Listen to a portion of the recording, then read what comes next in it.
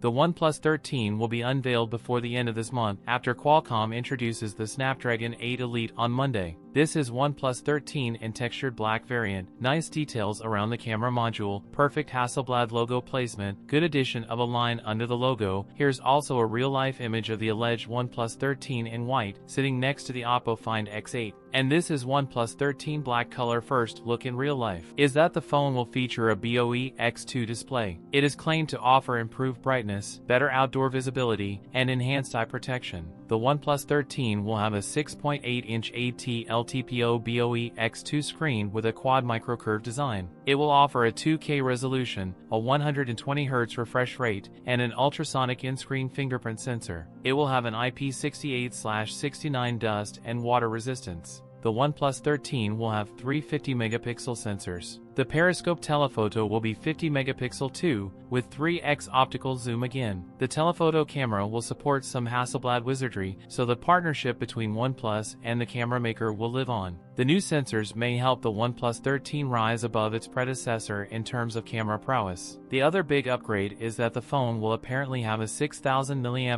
battery and pairs it with 100W wired charging. The confirmation that the OnePlus 13 will have support for magnetic wireless charging. We can expect to see the OnePlus 13 released to the global stage in January 2025. That's it for today's video. If you enjoyed it, don't forget to like, comment, and subscribe for more content. Thanks for watching, and I'll see you in the next one.